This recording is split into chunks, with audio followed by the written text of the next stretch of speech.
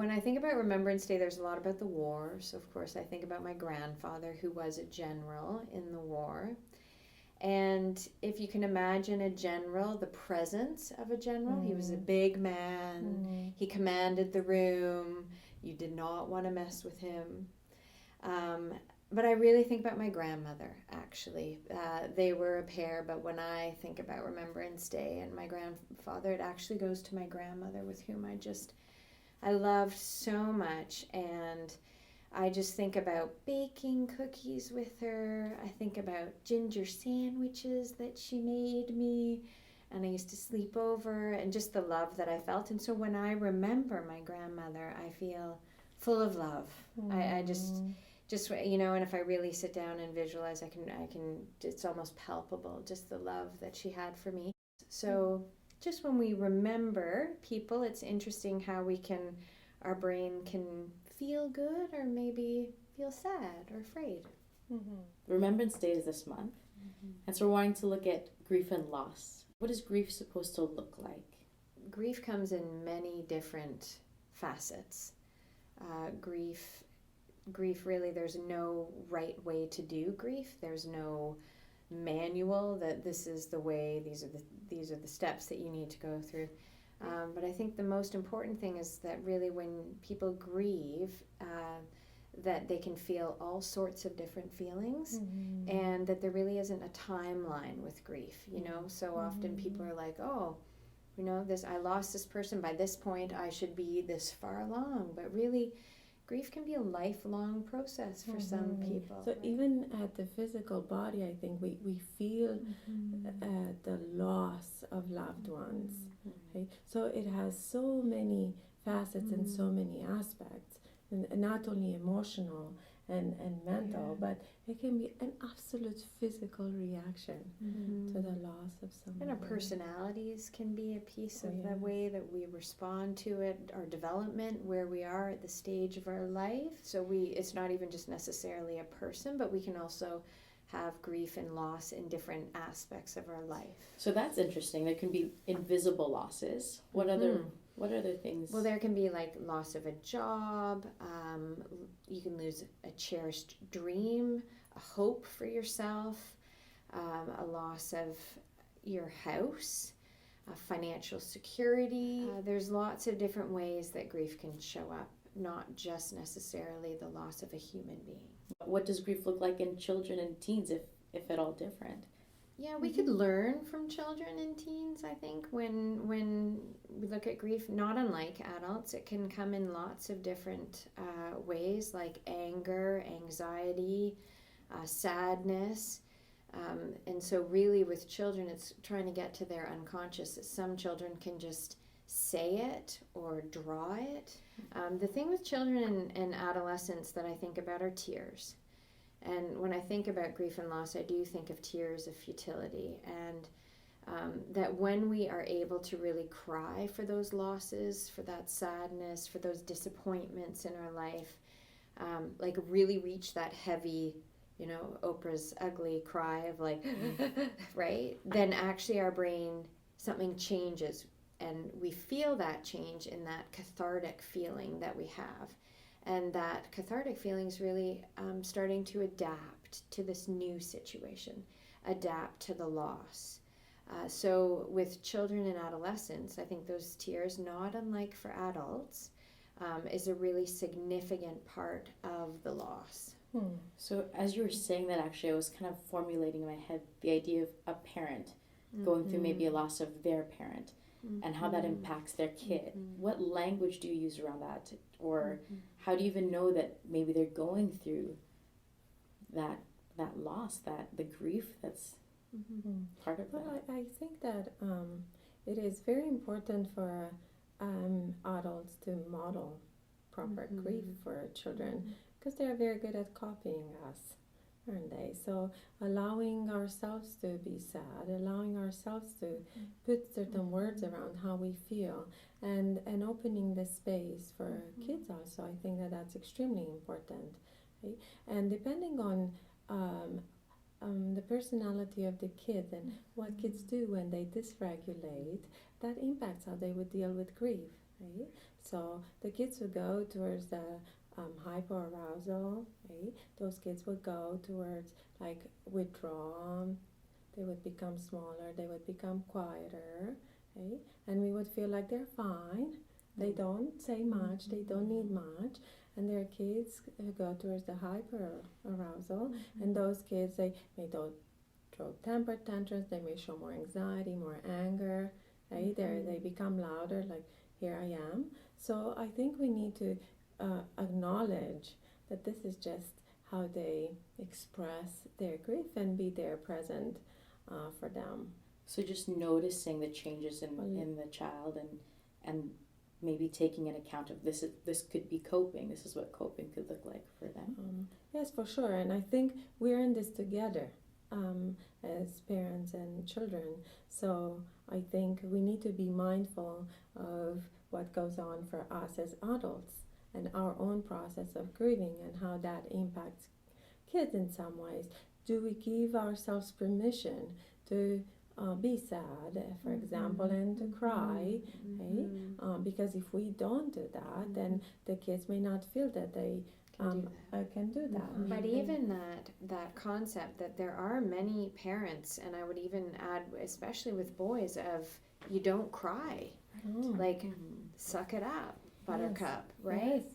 But the significance of tears, and so you were speaking about how we can be a role model.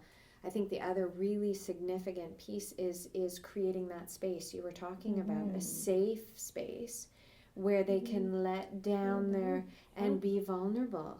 And that's why I feel sometimes if we could just learn from our children, because we can access that vulnerability if we're able to provide that space where they feel safe and secure, because when they don't cry, they become defended against that vulnerability. And I think there's many people out there, unfortunately, who really are very defended against that. I believe some kids we have to almost pull that vulnerability out, whereas others just express it, right? And it may look like an explosion, but it is knowing your child and knowing what they need in order to access that grief. And that requires us to allow ourselves to go to that vulnerable place, or to be.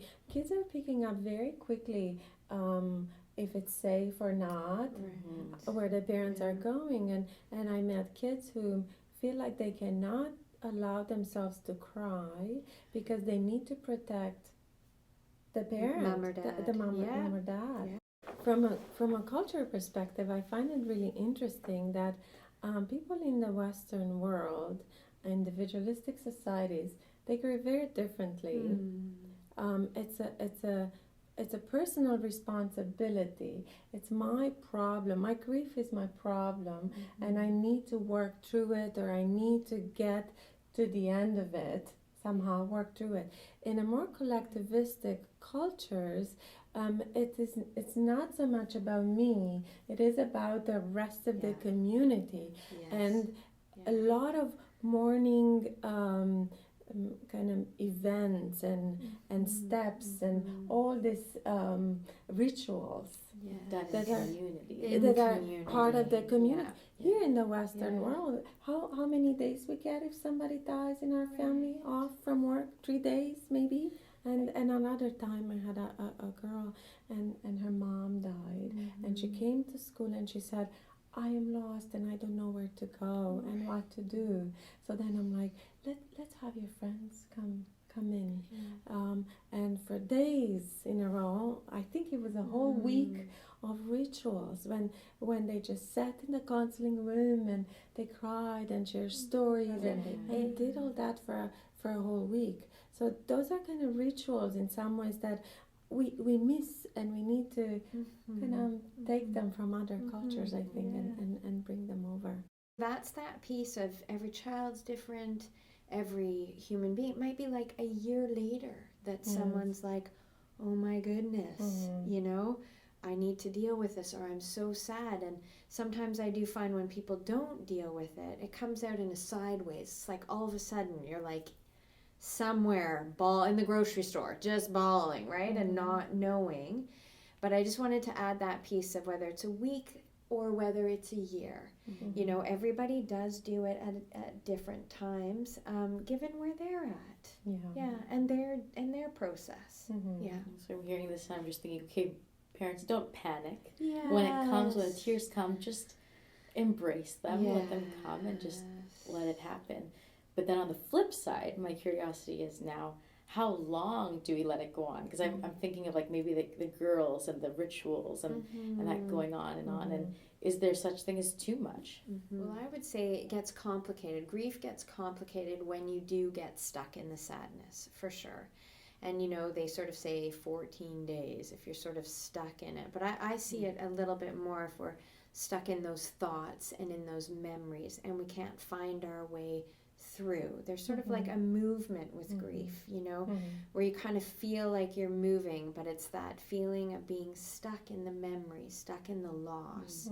And that's when I think it becomes complicated. And I'll add, because I agree, when it's individual and you feel alone and you feel hopeless or helpless, you know, I really do believe being in that community and having people around you who may know when it is moving into more of a stuck place. Yeah. Well, when we are alone, it goes like a spiral all the way down, and we turn it around and spiral around again. So that makes it very hard. I think what's interesting is that sometimes people feel that they have to be sad, and they're afraid of getting out of the sadness place, because sadness is associated with I care, I miss you, I don't want to forget you. So all this kind of feeling that if I let go of the sadness, does that mean that I moved on without you or something like that? So that gets complicated in that way. And people need to get how do you say, permission. They need to get permission that it is all right. This is a natural process, and moving on doesn't mean that I don't cherish all this memory, and actually doesn't mean that later on it will not hit me all over again.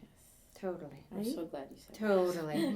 Because that's the part that I think with grieving, you know, I spoke about my grandmother, or have talked a little bit about her, and just how every Christmas I just think about her, and if there's a smell or a scent, I'll be like, oh, that was my grandmother. So there are those times and moments in life where it can come back, and sometimes it can hit you hard and you're crying and you're like wondering why.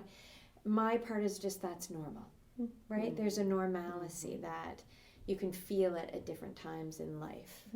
Yeah, it's not that little, you do these stages and then it's done, right? It's just, it's more organic, you know, just that this is a part of life. It's a part of the cycle of life, right?